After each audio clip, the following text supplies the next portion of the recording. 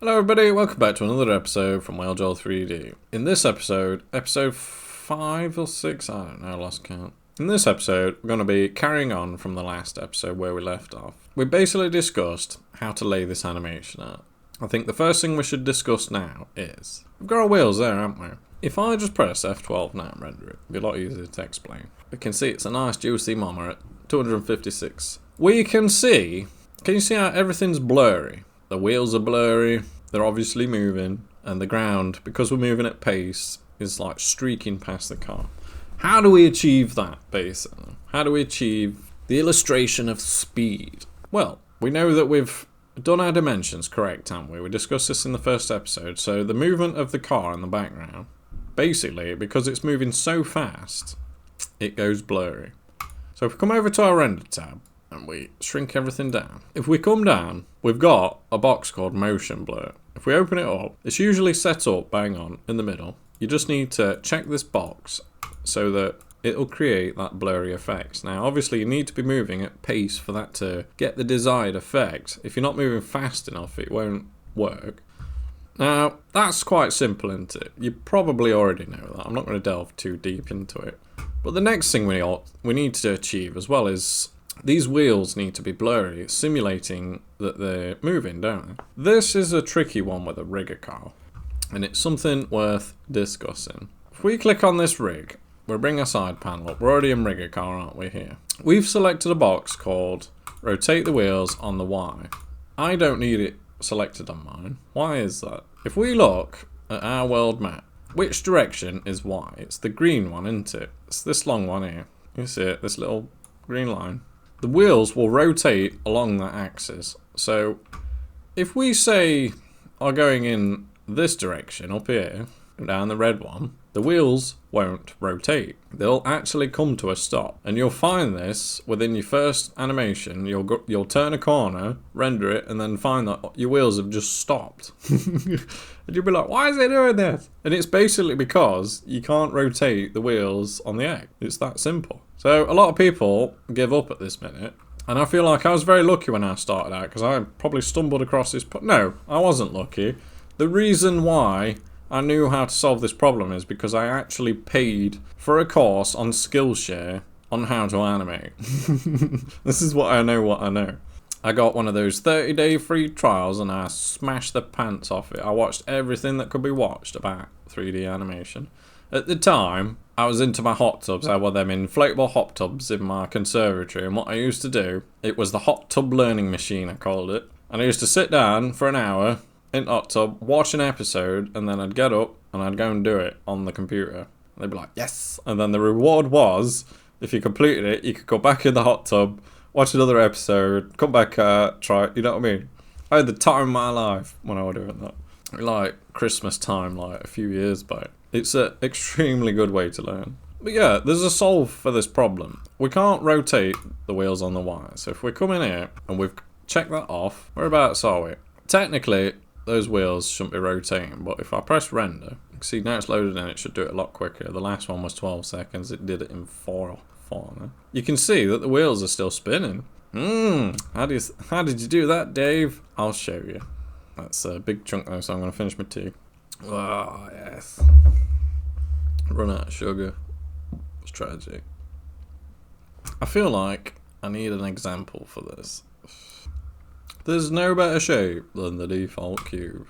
I always look at the other shapes, I'm like, the cube's always the one. It's the one you want. So we got a cube, haven't we? Come into our N panel. The letter N panel. If we look, we can change the location, the rotation, and the scale. They're usually like your 3 core things that you can do in 3D. What we can do is we can move it, can't we? And we can rotate it. So if we say that's a wheel, yeah, and the square helps us see. There's 2 ways we can do this. You can basically say, with your keyframes, and we can press I for a keyframing, can't we? Yeah, see it there.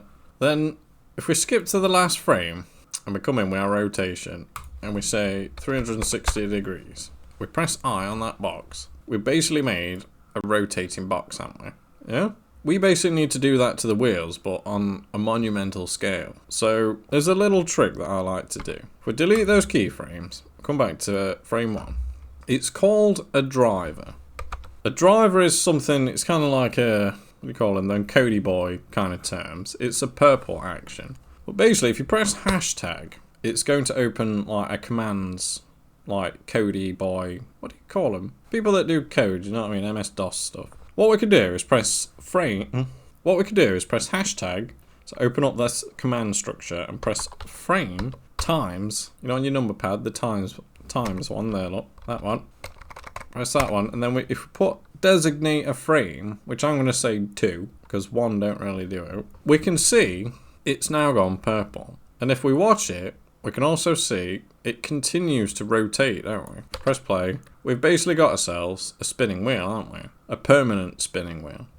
But using this information, we can go to the last frame and we can see how much it has rotated. 41,253. So we can safely say those wheels are going to rotate at least 40,000 degrees by the time they get to the end of there, aren't they? Because that driver's done the math for us. So what we can do now is, on the last frame, if we delete the driver, we can basically keyframe that there, and then come all the way to the beginning, and you'll see it's not changed because we've deleted the driver. What we need to do is just set that to 0 and keyframe it, yeah?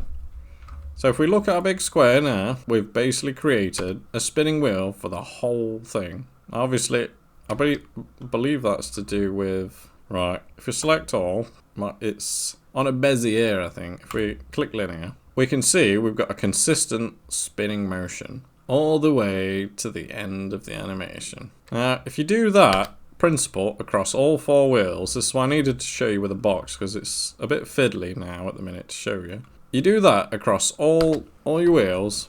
Hopefully that box didn't get in the way. Your wheels will be blurry.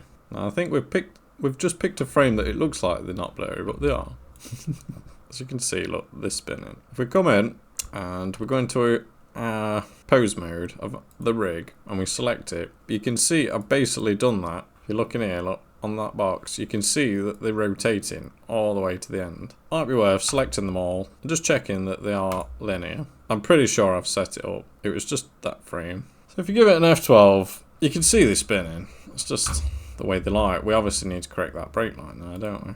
But that's how you can basically create the blurry spinny wheel. There you go, look, like that. It doesn't really matter how fast the wheel's spinning because it's just a blur anyway. If you've noticed as well, what's wrong with that image? I'm not going to tell you. Comment below if you know what's wrong with that image right there. Can you tell? I'm not gonna delve. Feel like no one will notice. Yeah, and that's pretty much all that is up to now. I now need to look at a little shopping list of things to do. What we need to do, the first things on the list, it's dead easy. We need to correct that brake light, don't we? We need to understand when he's going to be pressing the brake and when he's pulling the handbrake, yeah? If you understand drifting, do you understand left foot braking? You ever done a burnout? If my Americans are watching, they'll get it. My Australians definitely understand it. We need to be making the brake light correct, don't we? To do this, we're going to need to be in cycles. And we're concentrating, we need to turn the camera lock off. And we're concentrating on those rear lights there, can you see? At the minute, is moving into. So those brake lights shouldn't be on. Dead simple. So he's obviously going to be doing a clutch kick there because it's a nice steady one. Pop, pop there. So as it comes round, he's just going to be powering over. And about this point, he's probably going to want to be stepping on the brake to like rein it in a little bit. Like probably for a few seconds there. And then it'll like kind of slow him down, bring it up, and it'll flick the transition. Which is probably just a swing and catch, isn't it? So we don't need brake light on there. Then he's powered over and he's immediately going to hit the brake there, I think. And he's basically going to be doing a standing burnout all the way around this corner. And then he'll lift off here. So I was hoping about here as well, we could chuck in a bit of a handbrake as well. Kind of want to do the handbrake first. We've just come off of how to make the wheels rotate. Let me show you how to like lock a back wheel up as well. So he comes in, he swings in. He'd probably be doing it there. I don't think I've built the shot to allow for that handbrake. We could probably get it in there. In fact, yeah, we'll put it in there. So it comes over, we need to get rid of that box, don't we? That's probably why we're not seeing it. So he comes in here, is going to hit the handbrake there. I probably need to correct the camera better for it, don't I? And swings in here. That bit there, the wheel needs to be locked up. So, if we come into our rig, go into pose mode, and we click that back wheel, we can see that we're spinning, aren't we? We need our end panel for this as well. So, from there to like there, I'll say 145, keep it easy. We need to keyframe that figure there. So if we press I, and we need to remember that number as well, 24706. Or what we can do now is, press Shift and D so that we can duplicate that frame and we can extend it to wherever we need to. Which is going to be, can you see the wheels locked up? It needs to be about there, and then it's going to want to power over it.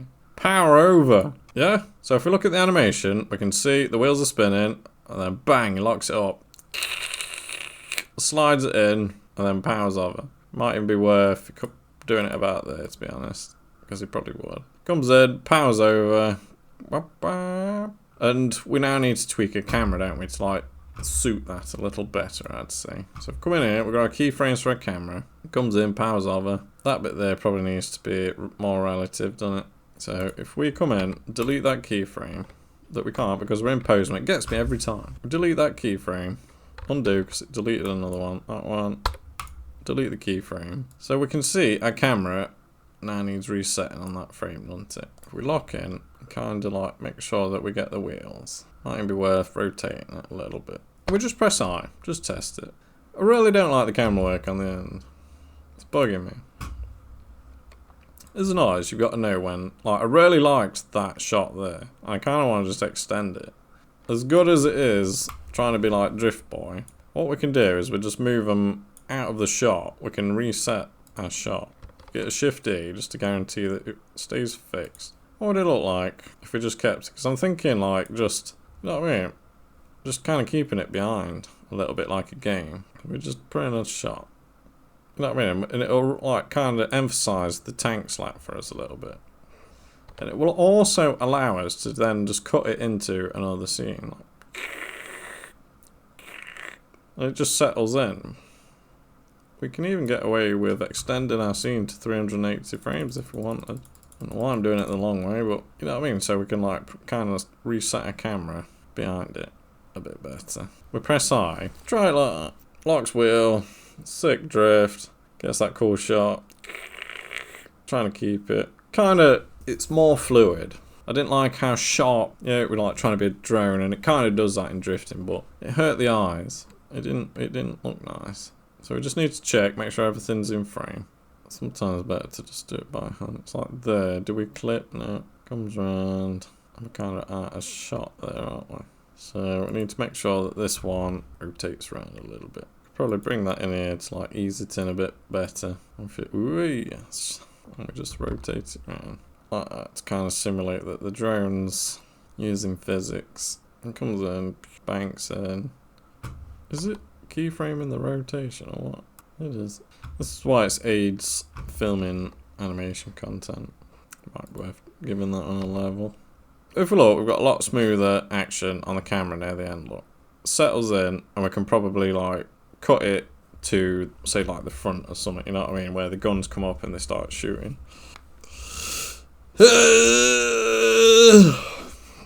So in our ADHD manner, we've basically sorted the camera work out, which was one of my things. Yeah. And we've locked the back wheel up to simulate the handbrake being pressed. Yeah, quite a simple thing, just using logic. We never did the brake light. I've got the pitch and roll. I need a pen. Let's cross them off. Done that one. Done that one. Yeah, how long have we been going? 38 minutes. What I'm probably going to do now is have a cup of tea because I want some breakfast. The girlfriend's had a flat tyre. She had to take Babby to school in taxi, and it's like, oh, I live like 50 miles away, so it's like I can't help and I feel dreadful. Don't really look. Master car guy could have solved it. Probably just needed pumping up or something. So let's have a tea break. I'll probably carry on with this. Hello, hello, hello. The hills are alive with the sound of kitties. Anyone in the box? I've set her a little apartment area up. She's got the table with a fluffy blanket, a box, and then there's a chair next to the radiator as well. So she can keep warm, or she can feel safe, or she can just sprawl out on a nice fluffy bed. My pussy gets treated well here. Right then, we're back. This episode is a hot mess. Filming animation is tricky. Like instructional how-tos, or I don't know how this is working out. Where was we? I've just gone through the ordeal of girlfriend flat tire. I'm all thrown off. What we got to do is, what did we tackle? We tackled the camera, didn't we? And I was saying, I'm going to sort the brake light out. I did do the brake light. It's like really basic. It's just keyframes on and off. Using this box here with the keyframes, you can turn the brake lights on and then off. Yeah? So like, double taps a brake, then he swings it over, then it hits the brake. It looks like it's because we're not in cycles, we can't see that the emissions don't show up in Eevee. So you can see, look, the lights come on, it brakes a little bit, and the brakes go off. We've got our animation, haven't we? We've locked the back wheels up. Check my list. I'm a firm believer in lists. So when you put it down, you can come back and pick up. It's just hard to now translate that into a fluid video.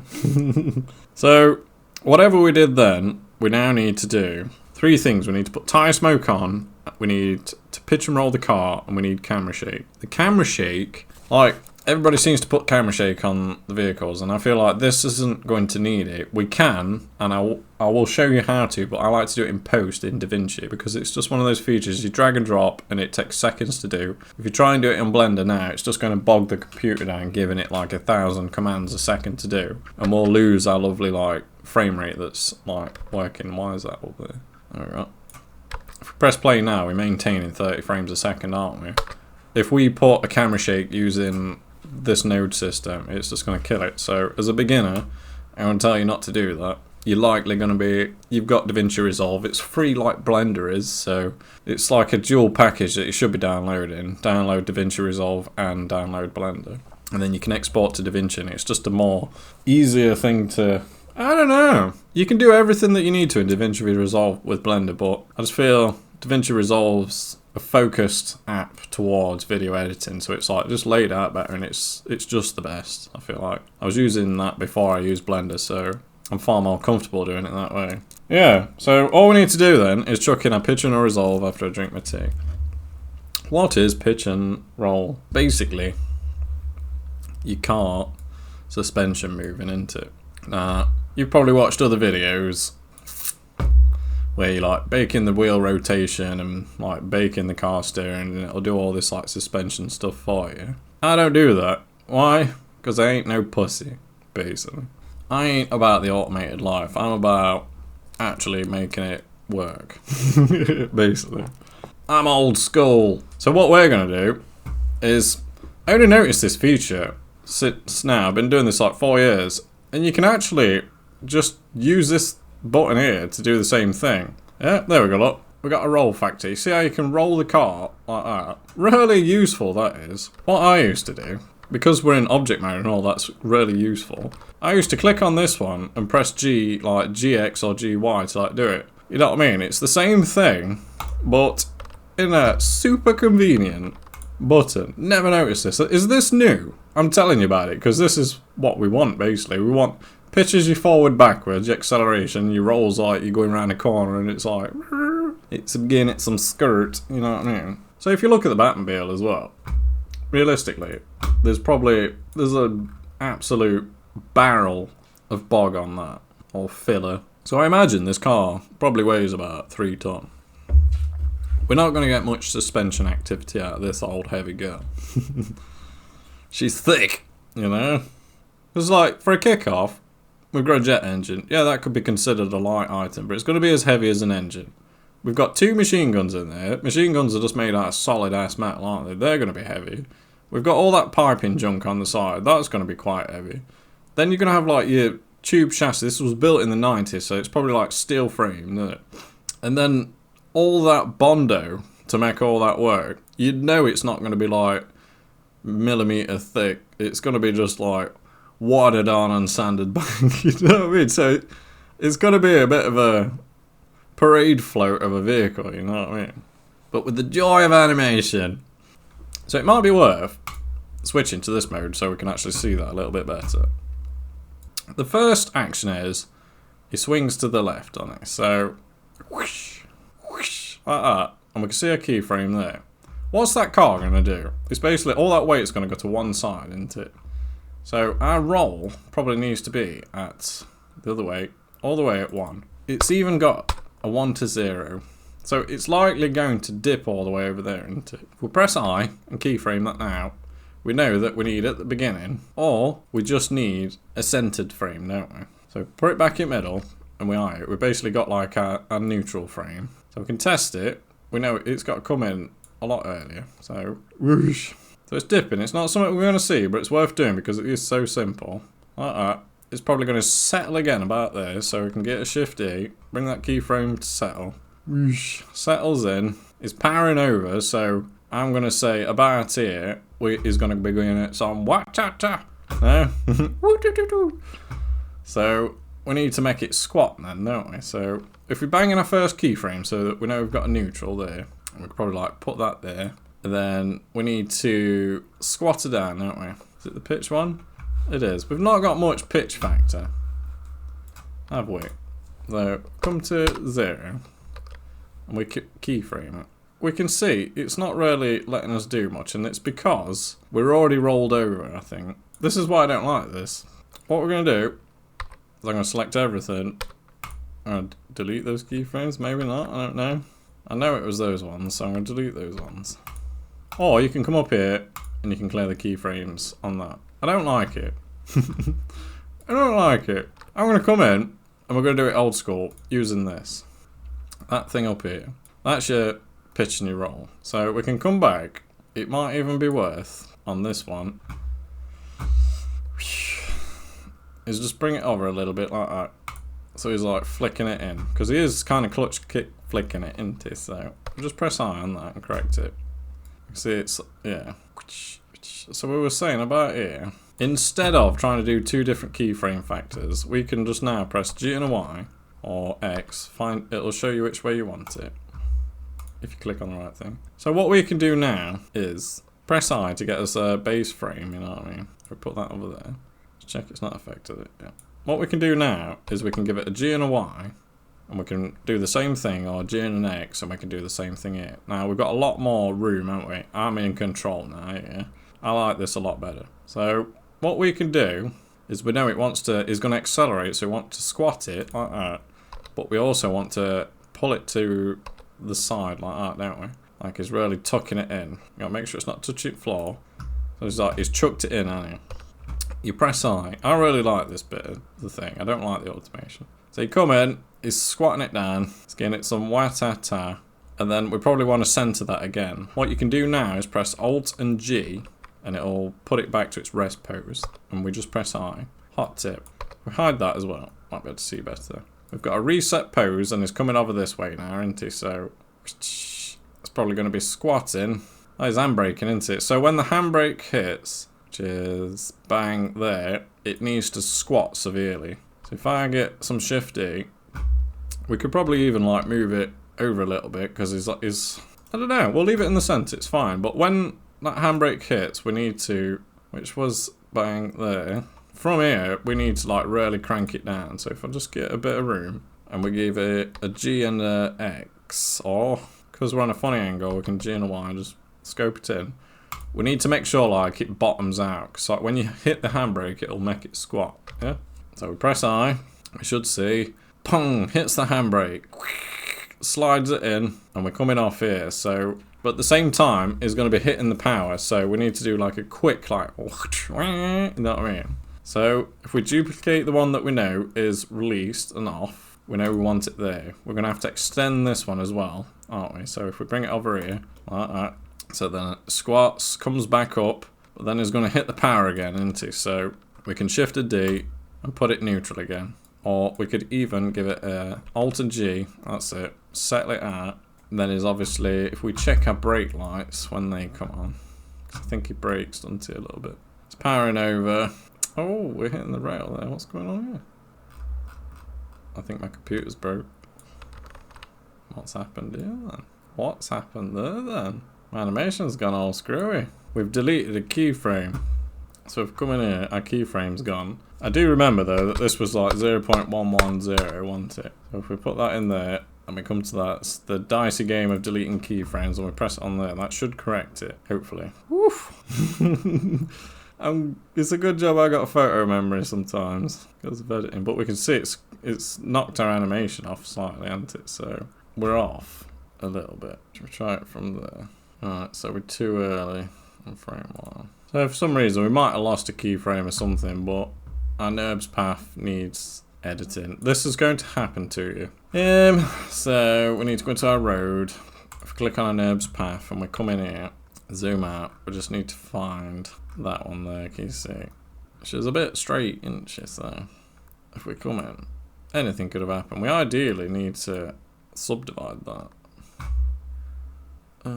Segments. Subdivide. Yeah, if we click segments and click subdivide, we can put one in the middle now. And we can just nudge her out like that. It's probably worth doing because he is like sliding around then anyway, isn't he? So he comes in, skids up. I think there as well. We might be running over now. You just got to come in and dial it in basically. You can see he's like overshooting there now. Noodly man, it gets you. I don't know what I'm doing now. Where was we? We was doing our pitch and our roll, weren't we? And then it broke. So we come back in here, we can see where we were again. You come in, we're doing our pitch and a roll. I think we did it up to here, didn't we? So he's like powering over. It doesn't really matter here, so we could probably like reset it.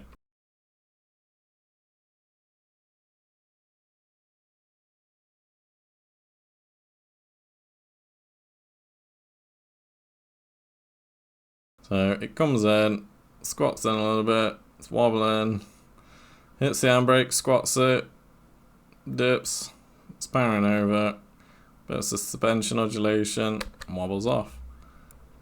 We've got our clip. It's not easy, is it? But it's very simple. You're basically just turning things on and off, and that's all programming is. All computers are zeros and ones. You should always remember that when you're screaming at your PC because you can't do it. You basically just have a sequence of on-offs, you know what I mean? That's all Morse code is, you know what I mean? It's just on-off, on-off, on-off, and that's how PCs work. That's how life is, you know, positive, negative. So we've done our pitch and roll. Sweet. The last thing we need to do is camera shake and tyre smoke. I've spoke about camera shake. We're going to do it in post. Ugh, I got a sweaty back. So now we've done that, we can come out of pose mode finally. Can we look at it nicely again? Whoa, look at that. We now have to open the gates of hell. We need tyre smoke. If you're a returning viewer, you'll know there's another video. I've already taught you how to make drift car tyre smoke. All you have to do is watch that video. And if you watch the video, you'll end up making yourself a car tyre smoke asset that you can just drag and drop into a scene. That's what I'm going to do in this. I've spent too much time researching smoke and making smoke that I never want to do it again, so I've made an asset. You can also download this asset from my website if you click the link below, and you could just download the car that it came with and pinch the asset if you wanted to. It's heavy on your computer, you definitely need like a serious computer to do it. By serious, I mean like, if you still think like a 1080 is a decent graphics card, you're probably gonna suffer. So, utilising the asset manager, or asset browser, this one here, I've managed to just type in smoke into it, and I've managed to find it. If you right click, say like mine wasn't necessarily drag and droppable, you can click on it, and you can just open the blend file. That's what I've done there, just to like, because I don't know where I've put it, and now I can obviously look up here and see where it is on this top bar. I'll be able to find it. So I know I've got it pre-made. I'll give you a quick demo. I don't know whether I want to because it's going to have to load into my system, but if we press play, will it kill my computer? Yes, it will. Apparently it's going, there we go. It's loaded it in. Poof. Yeah, that's actually, well, 5 frames a second. I'm going to say it's not doing bad, but you get the idea, don't you? I've made this asset. You can download it for free if you want it, or you can watch the video and make your own if you want to make it more to your liking. Yeah, and that means I can skip a bit. So we need that file in that other thing, don't we? In the other one. I'm going to utilize the drag drop feature when I find it. Let me find it. So once you find it, we can click on this one. We could probably close this window here because we don't need it anymore. What we need to do is we need to attach it to this rig. So what we ideally want to do is probably turn this follow path off. We need to go into like back into build mode, if you were. So we can come in and we can probably turn off the procedural road. Turn off all our lights now so that we can actually see. We come back to frame 1 as well. We can see it's all kinds of fucked up. So we're not going to do it that way, are we? We've come too far now, but I can show you. I know how to do it. Well, if we start at frame 1, we know we want frame 1, don't we? If we use our camera now to like press our quick button and just come into our camera, what we're going to have to do is we're going to have to do this on the fly. So what we effectively need to do is we need to first import that thing, don't we? So if we press shift and the right mouse button and put our 3D cursor there, it's going to import it in somewhere in the vicinity of our model, isn't it? So if I come up now and select that tyre smoke and we drag and drop into a nice open area, because that box will always come up and you'll always have something in way. We want to append it. We don't want to link. If you link it, you can't edit it. I like to just append it. Yeah? And what you need to do is come into your collection and obviously select what you want to import, because there might be like 5 collections and you just want one bit of it. We click append. It should import on the 3D cursor. It should. Might not, but if we come here, look, we need to immediately turn off clear the asset because we don't want multiples saving. It's a nightmare. I've got about 18,000 tyres spread across like 20 files. It's ridiculous, and you're never going to go back and fix it, so it's a habit you really should like have. Turn off that once you've done it. So where is that? If we press the decimal, it'll scope in for us. It's gone to the world's origin, hasn't it? Now if we come back to our camera, we've got a 3D cursor, so what we can say is with these two is get a shift S and selection to the cursor, and it's going to move it for us, isn't it? Lovely jubbly. It's not really done it ideal. Well, everything we're working. That's the world origin. So we're working to this, aren't we? It's getting complicated. What we need to do now is establish. Can you see that origin there? If we click on that, it's still matching. So if we, is it gonna work? Well, basically, if we get a shift S and put the cursor to that selected origin, and then we click on say this, and we give it a shift S, put that selection to that cursor, we can see it's like, ooh, how you doing, isn't it? So we're going to have to get some manual rotation, I think. It's a simple problem. This is not a visible item at the end of the day, but it looks like we're going to have to get some freehand, doesn't it? If we come to the top, or is that the bottom? Like this. And we can just basically freehand it in. You see it's like slightly off. Knock it around. Kind of make it work, you know what I mean? We can see it's a little bit small as well, so if we scale it up, like that, kind of make it match.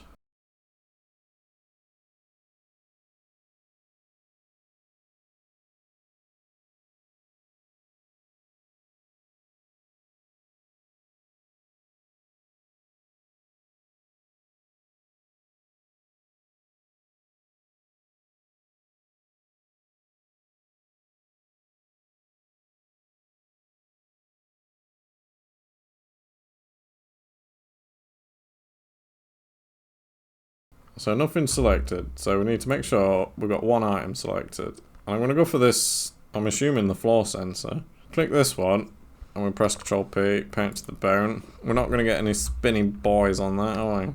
So if we come in, it's following it, perfect, there you go. That's the bone we wanted. This stay still, they don't go up and down. Teething problems, kids, teething. Well, do you understand how it works now, you know what I mean? Because it's a rig, we're using shape keys effectively. And the data's not necessarily correct on the object, so we can't parent to them. But now we've done that, we might actually be able to view a bit of smoke now. Consistent smoke coming out, poof, wop wop. You know what I mean? We can extend that if we want, but it's coming in, it shouldn't really be smoking. So we could probably increase the smoke output there, make it go. Well, I'm just going to let it load once. So if we come over to, we're in pose mode. Go into object mode. And look at it, puffing away, poof, poof. Obviously, not working correctly. But we can finally come in now and start to look at it. Go into our physics. Press pause. We can take a peek of what we've got so far. It's coming in hot, but because we're going fast, we're going to need to puff more smoke out, you know what I mean? Oh, can you see how it's chugging there? I think that's because we need to increase. Greater CFL numbers will minimize the number of simulations and computing times. I think it's that one. We need to decrease that one. I'm going to say 5. If we come back to the start, and because it's such a big scene now, we might need to start baking it. But if we come in, that should take the choppiness out of it a little bit. We may have to change the time scale as well. Yeah, you can see it, look, 1, 2. Like the speed, we might need to turn it up. So, like we're giving that a 5 maybe. Press pause, we'll see we've got some nice smoke coming in now, but we can still see like the chugging along. So it might be worth giving it a try and putting that on 2. We'll try it out. Because this was set up for a standing burnout, so it was different. The logic's different. We've got to adjust it now to make it more like, it's like a 5th gear burnout, isn't it? So it's like, really needs to plume now at speed. And as you can see, that's the thing that's cracked it. It's the CFL number. And I feel like that's kind of like, we're on the money with that, aren't we? You can see as well, because we've made this object, like, we haven't put collision on it. We've done it. So what I'm going to do is I'm going to put collision on that, and we'll see what this does. If we whack it up to 1, and go back to the beginning, and resimulate, it should stop us getting like fluffy wheel arches. So if we press pause, like we're giving it a save, and coming over before you switch to cycles, because it can sometimes kill it, you know what I mean? We can come in and look, like, can we actually see this? We know it's there, but we can't see it, so is it worth checking our shader editor now? Seeing that we're on the wrong thing. Smoke domain. So if we check the shader editor, we haven't really got any density, have we? There we go, there it is. Oh, baby, did you just see that? Oh my god. That like a woman just flashed her boobs at me. Woof. Oh my days, look at that. Woof. So we can adjust this with the keyframe. We can like... So the density... Probably wants to be, want to see a bit of detail anyway. Kind of want some, it's Batmobile, so it needs to be thick. I'm saying 5. Yeah? So now we can see it, we can probably start if we, I feel like I want to bake it. Probably should have a cup of tea. Been going an hour and 20. Oh my days. Yeah, let me render, let me show you. So we're on our smoke domain in this physics tab, aren't we? If we come to the bottom, we need to make sure that that's matching our timeline, which is 380. Boop, boop, boop, boop, like that. I'm going to say, instead of reloading it every time we replay it, I'm going to put all. And what we can click on then is resumable. So if you like pause it and then you want to carry it on a bit more, you can. Shouldn't really matter this way, but I'm going to click bake all. What it'll do is bring your little thing up at the bottom, and it's going to do the math for us. Yeah? It'll take a while.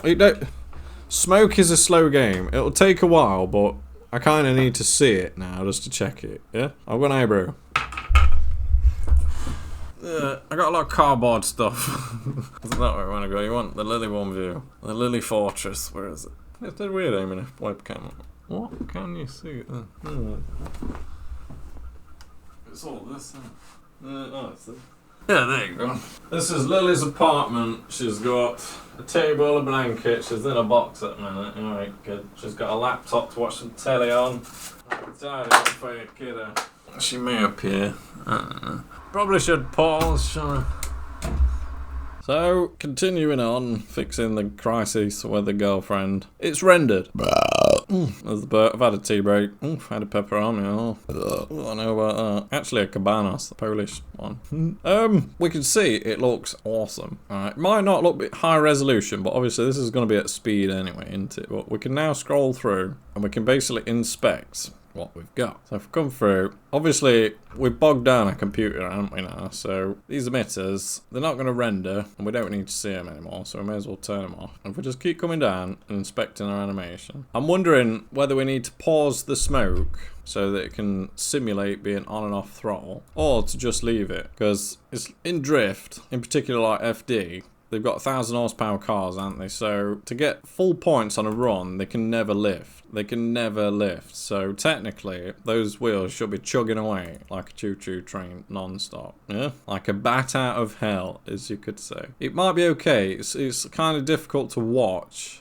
Our only choice is to render this now, you know what I mean? But as you can tell, it's kind of helped us. It's like there. We need to fade that intro in, don't we? We can't have it like that. So what we can do is come forward. It's probably going to be under a second. We need to guarantee that at least like the first 5 to 7 seconds, we'll call it 10 or frames. I say seconds, but I mean frames. We need to make sure for the first, I'm going to say frame 5, look. We need to fade it out until frame 5. Press the wrong one there. Yeah, we need to fade it in. How do we do that? How do we do that? I think it's in smoke domain. Might be in the emitters. It's in the emitters. So if we click on the emitters, that's the collision. We need the fluid. What we can do is we can keyframe it here, or it might be worth using the shader, but we want to simulate the smoke starting as opposed to like just fading in out of nowhere, don't we? So it's probably better to do it here. Now we can do that with our densities here. If we just keyframe it, press I, what we can do is go back to frame 1, and then we can put 0 in here, press I on it, and we've keyframed it, yeah? We can't see that down there. And obviously we've baked our session, haven't we? So we need to kind of test that, and it'll be probably easier. Go to our smoke domain again, come to the bottom. What we have to do now is click free all. And what we're probably going to need to do is do like a resumable and everything. We just press play now.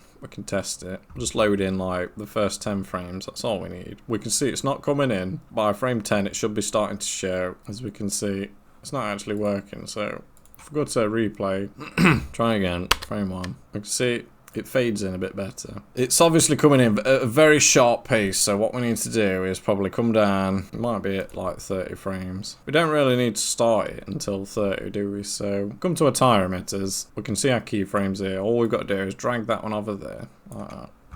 And it'll give us a nice fade. Give it a test render. As you can see, it's steadily coming in now, can't you?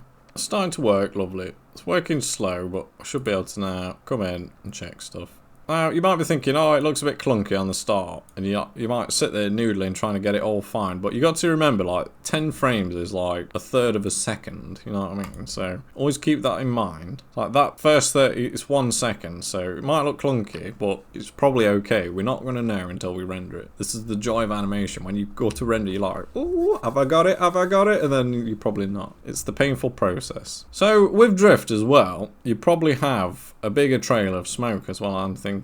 So if we come over to our smoke domain, you can see we've got a dissolve on, and it's set to 30 frames. Is it worth clicking this slow button? It'll dissolve the smoke in a logarithmic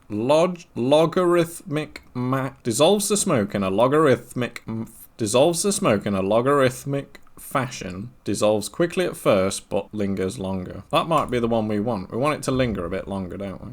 But I don't want to like kill my computer and say leave it for 60 frames. So shall we try it? It's like if we wanted increased detail on that smoke, we need to increase the resolution as well. But it's like, do we really want to do that? Like, it's already at 128 and it's killing my computer to do it. Ideally, we'd probably want 256, but I just kind of want to show you how you could do it. If we press pause, we can see it's lingering a lot longer. It's kind of like, it's probably more ideal, that. You know what I mean? We could even say if we left it double the length, it'd come down to like here, wouldn't it? And then it'd cover all that background up. But we'd probably see nothing at the end when it comes to, say, like that bit. It's just going to be a cloud, isn't it? Yeah. So would it be worth fading it off near the end? It's like if we come into this mode, just to quickly check, what you can do is just turn off your smoke like that. Click that button, it'll disengage it, and it should free up your computer a bit better then. No, this kid's going to do a big power over there. Might be worth from like there, turning it down. Should we say from 300? Let's say from 300 we turn it down. So if we turn it back on, come to our tyre emitters. We've already got our keyframes in, haven't we? So we want to keep it on, press Shift D all the way to there, and then we want to fade it out like to there, don't we?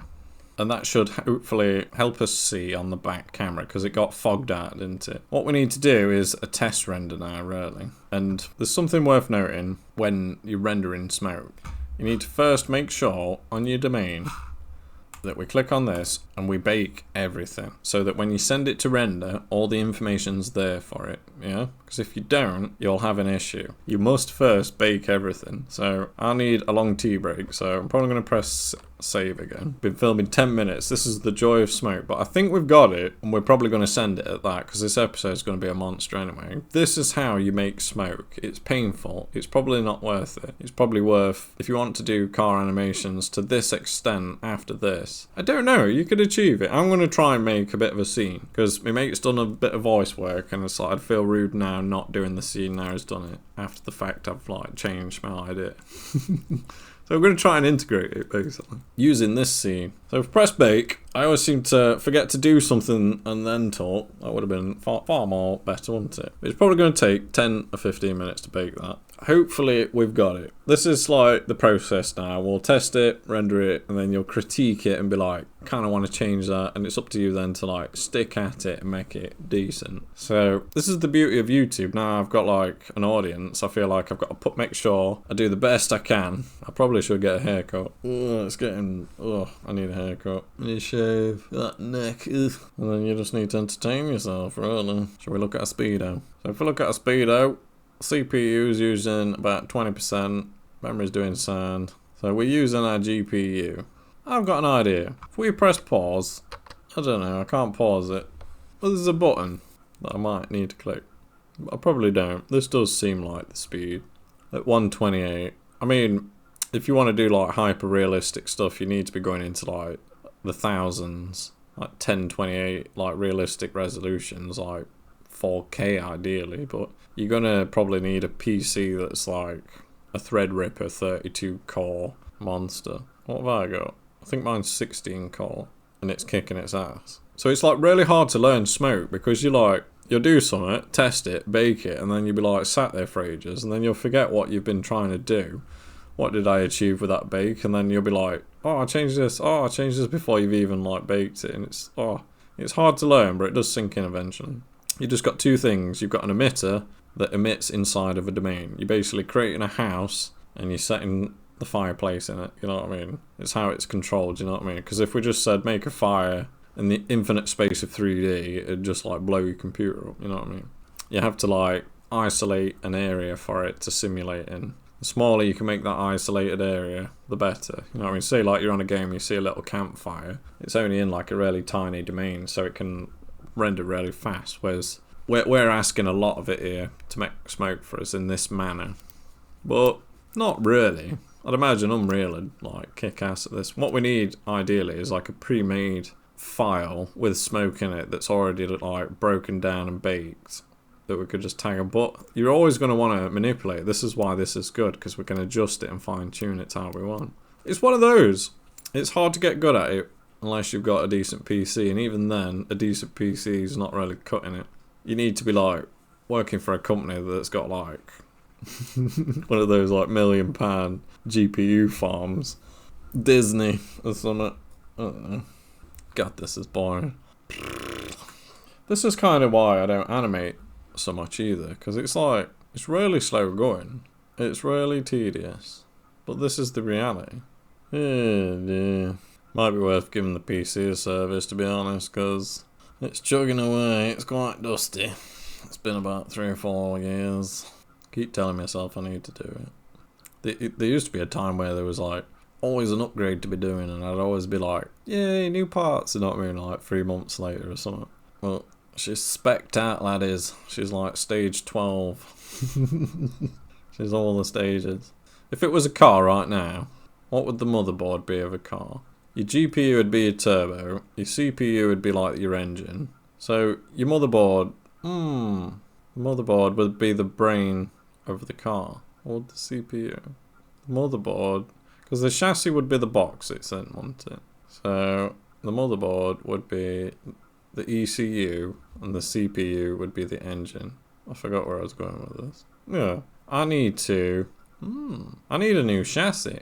No, if the CPU's the engine, the motherboard's the brain. I need a new brain in my computer. I need a Link ECU, basically. I've got a really good engine, but it's still on like a stock ECU, so I need like, what's the other one? Haltech, yeah. I need a Haltech or a Link ECU. I basically need like a B650 motherboard that can handle DDR5. It's probably got loads of other perks that are handy. Don't really care for fast internet. But I think I could do with faster memory. I've got these like hench CPUs and GPUs, but I am getting the potential of them because like the DDR5 doesn't really, you don't really see gains in that sense. It's more read speeds on your SSDs, which this ain't really doing, so it wouldn't benefit me. But it's like my startup's dead boggy and stuff like that. I feel like a DDR5 would be handy. Beneficial. Are we there yet? Oh my days, there you go, look. All complete. That was 0.5 GB big, that was. So now we've loaded that in, I should be able to come over and view it. Yeah? Awesome. Whenever we got up to then, it should start to fade out about 300. Yeah, so we get a nice smoky pass. And then it fades out, and it's like, what da da da, and can't. We're doing that cut trick anyway. What we can do now is we can render this video clip. So, is there anything worth talking about? You come over, you obviously select your file where you want to take it. Is it worth me doing 4K? I don't know. Most of you are probably watching. Shall we try it? If we go over, go to a scene where there's a lot of smoke. I'll probably say there's going to be a decent amount of smoke there, isn't there? In 2K, if we press render, we can measure our speeds. If we bring our speed up, look, it don't really bother the CPU, it's quick enough to load in. It's all graphics card because we're doing a lot of samples. And you kind of want it decent. You want it at like 4K, really, you know what I mean? But we're normal people, aren't we? Look, as you can see, look, smoke's in there, so it's taken a long time. I've got a 4090, and this is like, getting after it, you know what I mean? So if we come in to our render window while it does that, we'll look at a sampling. We can see I've not got a noise threshold on. I don't use it, because it's like, we're simulating smoke, so I want all the detail it can get. We can see it's took a minute, basically a minute to do that frame. That's a long time in 2K, so if I did it in 4K, it's probably going to take a lot longer. You know what I mean? Is it worth doing 4K? Shall we try it? Because I can edit this so it's quick, can't I? So, if we just click here, 4K like that, and we make sure we put it in 30 frames, because we was in 30 frames, always remember that. And we give it a test render again. We may have the advantage that we've already got the details loaded in on this as well. So, I probably should have tested that first. But no. Remaining, it's predicting, you can see it's saying it's going to take 3 minutes to do that frame. So, it's not worth doing the 4K. It's better to render it in 2K. There's some pretty damn good apps out there that can upscale to 4K. After the fact, I've learnt this. Don't waste your time trying to render out super 4K stuff when you can just in DaVinci just upscale it to 4K and put a smoothing filters on it, fill frames in the middle and stuff like that. Like, we can boost this up to 60 frames if we want. I don't render 60 frames anymore because I can just fill in the frames with AI now. Yeah. So we're going to stick to our 2K. Decision made. Make sure it's 30 frames. We now need to make sure we're sending it somewhere correct, because I think that's incorrect. I want the animation one. Make a folder render. We call it our final. I've always got caps lock on, it drives me nuts. Final. Should we put a question mark on it? Because you never know. And we know it's going to take 380 minutes to render that. Maybe a little less. So we come up to our render settings now and just check everything. I need a brew, my throat's like a desert right now. We can come in and double check everything, because it's dead annoying when you set it rendering and you've missed something. So with the lights, skim your eyes over it. There's possibly some tricks we can do to speed this up. We've got a light pass. We're at 32. I feel like that's enough. A lot of times I'll have that at 128. Shall we see if it affects it? If we press, well, it's going to do that really quickly because there's no smoke in it. This will be a good baseline anyway. I might even knock the samples down, to be honest, to 128. Because for like MPEGing, 128 is like double of like 72 nearly anyway, isn't it? So, I mean, we're getting 30, it's taking 30 seconds to do that frame. So, come to renders, get a 128 and press F12. Because the denoise at the end fixes most stuff anyway. And we're doing a fast moving image, so we don't necessarily need oodles of detail. It's like if we're coming in, you can see it's pretty noisy. It's just about caught it, and then the smoothing will finish it off for us. Obviously, it's going to get better. It's a bit jaggedy. But it's going to be fine for us, I think. Yeah? We're trying to get the most amount of power out using the least amount of petrol, aren't we? What was that? 14 seconds. That's much improved. It's halved it basically, hasn't it? It makes me want to try 72. Bish, bash, bash. Come on then. Come on, laddie. What we got? 10 seconds of frame. So we've gone from 60 seconds of frame. No, we haven't, because we're not trying to smoke one yet. So now we know we've got an economical baseline. Let's go down and keep checking. We've got everything. Clamping, we don't need to worry about that. Course kicks. We've already got this button turned on. Fast GI approximation. But at the minute, it's set to 1, so it's not actually doing it. What you can do is turn this down to like half, and it should speed it up no end. It's basically saying, do half on it, and then guess the other half. As you can see, it's not really done out, because it was probably already on. You know what I mean? That used to be, in Blender, that was to do with your viewport, that was. I seem to think. Diffuse indirect light with the background, tinted ambient occlusions provides fast alternative for full global illumination. Yeah, we're having it on, and we want it on full, don't we? So that's why it was already quick. You want that on. The thing is, when you move an image, you can get artifacting. So for a final render, it's not advised to have that on. Should we try it with it off? Because it can create like really horrible artifacting. If you watch my first ever video, the Batman interview, the Iron Man interview, and you watch his face on this metallic, you'll notice like artifacting and tearing, and it was because of that button was turned on. We can see there's no blurring happening at the beginning, is there? Because we're not moving yet. It should be blurred. It's interesting. Shall we try it on a smoky bit anyway, so we can actually see performance? That should be a smoky bit, shouldn't it? Proper test. So only 72 samples. We're getting a decent level, aren't we? Colour. It'll do. It's definitely going to take its time, isn't it? Remaining 14. Ooh, what's it gonna be? What's it gonna be? Like getting your render settings in can take you a good hour or two. Oh, that does look good though, doesn't it? That looks pretty cool. So what we got? 30 seconds. I'm very happy with that. So if on average the whole thing, what we can do now? Wicked band. Blast from the past, that will offer me that band. I've got it saved in this menu. Render time calculator, super quick. So if we said it's like on average 30 seconds per frame, and we put in, we know we've got 380, haven't we? It would take 3 hours and 10 minutes to render that animation. I feel that's pretty acceptable.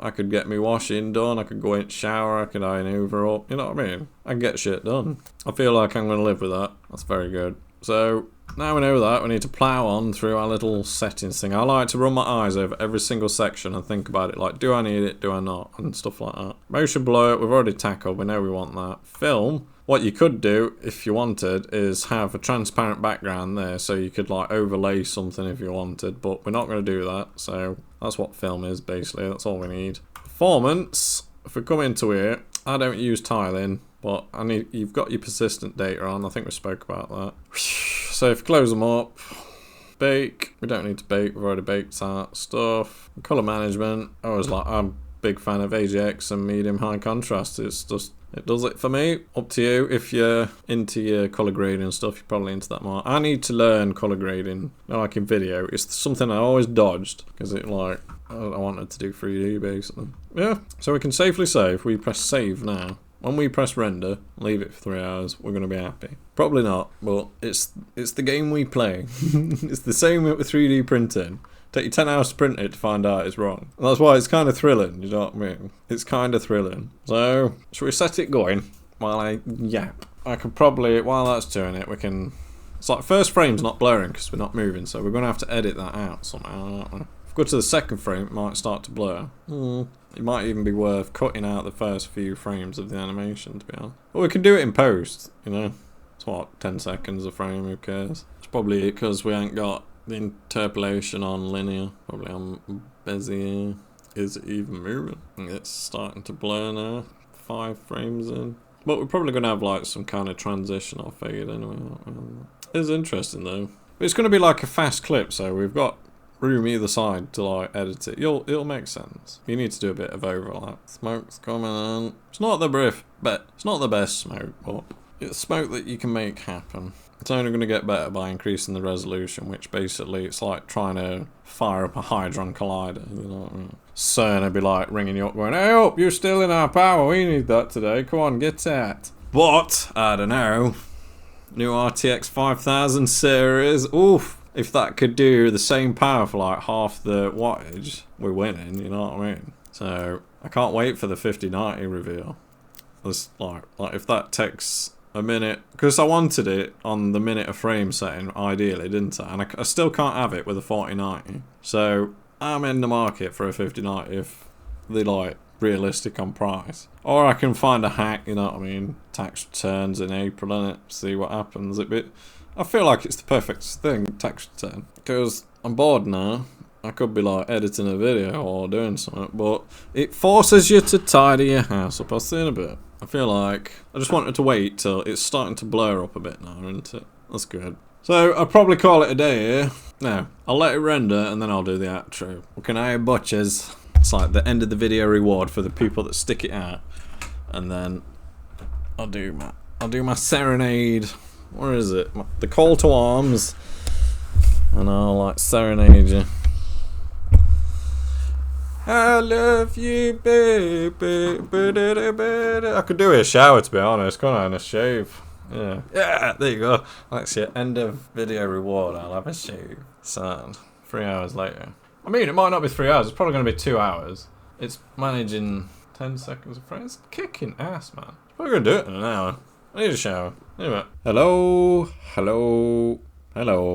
Right then. So, 3 hours later, literally on the last frame or two, that render killed itself. And it brought me back to my old 3060 days, when we had to render things differently. Now you'll find that with simulations and using smokes and flames and stuff, it'll just want to cook your computer basically. I think the issue what mine had was basically, it got too hot. Now, short story, I might make an episode about this. I need to service my PC, so it might be worth teaching about what PC you need to build if you're going to do 3D animation. So, what happened was, I basically jammed a giant 4090 into like a medium-sized case. I had to like hook and like cut and hack it in, and it's in, but at the same time the airflow's not optimum. I usually have to open the door when I'm rendering. I forgot to open the door when I was rendering. So it probably got too hot and it's basically just dumped its memory, I don't know. But what we have to do is we have to render each frame individually. If you look here, you can probably see it already. If you look on this one, you'll probably recognise the thumbnail from yesterday's video. Oh, if we scroll down, or even just full screen it, and you have a look, we've got every single frame now for that scene. Quite handy for thumbnails, but it's also quite large. Each one of those is like 6 megabyte pop. What's our properties? It's like 2 gigabyte, that folder. That's crazy. The girlfriend's ringing. We need to wrap this up quick. It's just a quick one. Well, basically, if we open our Blender now, when we render instead this time, we need to change our render settings, don't we? We need to come down here. I've chose PNG. You can have JPEGs. You can have any you want as long as it's an image. I select a color depth of 8 because 16, it's just massive. It's unbelievable. And I'll turn the compression all the way to 0 because we want raw kind of thing. And then obviously create a folder devoted to it. Otherwise you'll have like 300 images just randomly chucked in your folder. And then press render. And if at any point in that render it crashes, you can basically just restart it from the frame that it didn't for, you know what I mean? The last frame it did. Otherwise, I'm just going to give you that quick overview. So that folder you saw, we've obviously rendered out in PNG all those images that we need, haven't we? What we need to do now is come into our video sequencer, and what we need to do is we need to add an image sequence here. It's been a while since I've done this, but if we click on it and go to the folder where our PNGs are like that, if we select all, what we need to guarantee is that the start frame is at 1 and the end frame is at 380, I think it is.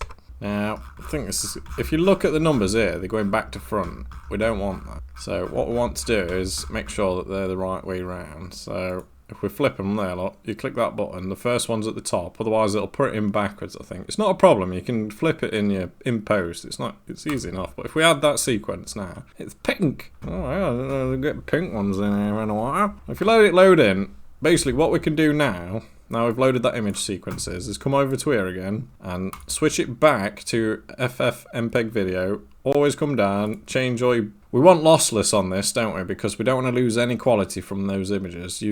Yeah, that's something to note. We don't need audio. We need to make sure it's not Matroska, which is that one. Quickly chuck MPEG-4 on. We should now, if we just quickly change that folder, chuck it back out here and accept it. There might already be one in there called that already. It's worth checking. Because if you see, look, it failed. We try and open it, cannot render the file. It got so close, but never mind. So we just delete that, because I find if it overwrites it, you get issues sometimes. What we can basically do now is just press Ctrl and F12, and it's popped up, border rendering is not supported. I forgot about this there. So we have to come over to here, look, see that render region, knock that button off, press F12, because it's using the exact size of like the image, and it should obliterate it in seconds. And that's basically how you can render with a not so great PC. Say like, it's going to take you a couple of days to render it, and you want to use your PC every now and then, so you want to be able to stop it, and you know what I mean? This is like probably the first way you should learn how to render, really. You already know if you're doing pictures, don't you? So we should be able to now, obviously if you want to render anything again in Blender now, you need to delete that image sequence, but I'm going to check this rendered okay first. So if we come over to here, we've got a final render. There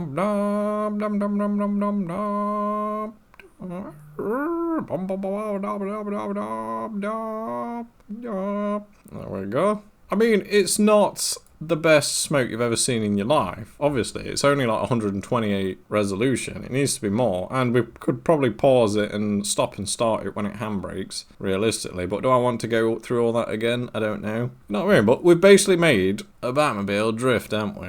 I would have liked that smoke to be less wide body and like pushing outwards like that, but I'm just trying to explain, yeah? Is this good enough for you? Does this deserve you hitting that like button? I'm pretty blown away by that, to be honest. This kind of stuff puts big smiles on my face. It really does. The Batmobile is being drifted. Can you drift a Batmobile? Yes, you can. Oof. Now, we obviously need to probably add some scenes at the beginning, at the end, but it's now a case of rinse and repeat, isn't it? I've got some voice acting from my friends, so I think I'm gonna have a tinker away now. I had my little break, didn't I? I should be looking for work anyway, so I need something I can just like bit and bob over a week or something. So, if I don't end up making a casual episode in between, farewell, it may be a while.